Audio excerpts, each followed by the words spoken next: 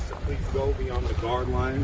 Y'all are in violation of OCGA 42-5-14 and 42-5-17. When you formally charge me, I'll tell you all my information down at the jail. I'm not leaving until I get the content I need from my story. If you want to arrest me, arrest me. No disrespect, but if you want to arrest me, arrest me. At this point, I'm gonna place you under arrest.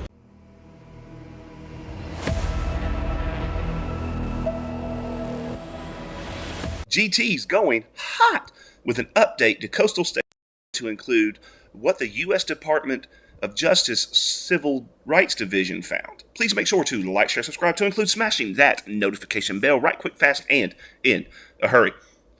In November 2022, GT and the J-Town Press visited Coastal State Prison, which Aaron Pineiro was the warden at the time. Since then, Aaron has been relocated to Phillips State Prison in Buford, Georgia.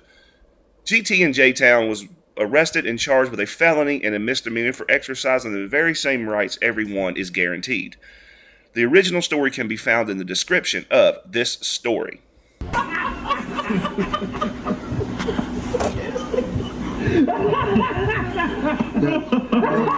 Okay, where would I need to come to visit an inmate?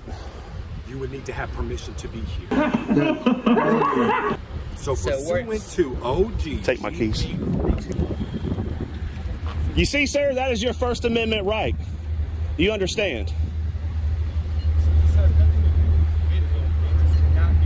What? What's the crime? You cannot turn a First Amendment protected activity into a crime. I'm letting you know you may want to get your lieutenant. You might want to get somebody else. Big mistake. We are look up Smith v. Cumming. Trying to de-escalate. Smith v. Cumming. OCGA 1611-36. Yep.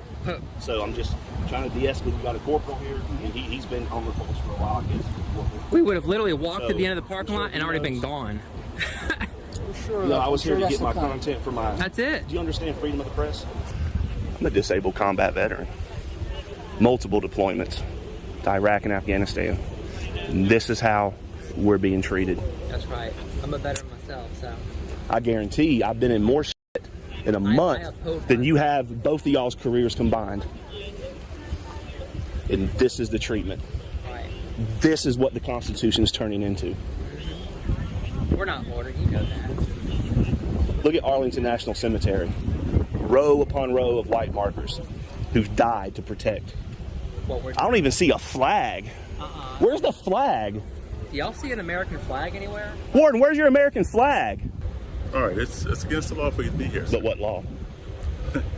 All right, so I tell you what I'm gonna do is, at this point, I'm gonna place you under arrest. Former warden of Coastal State Prison appears to have had his fair share of litigations against him while serving at Coastal.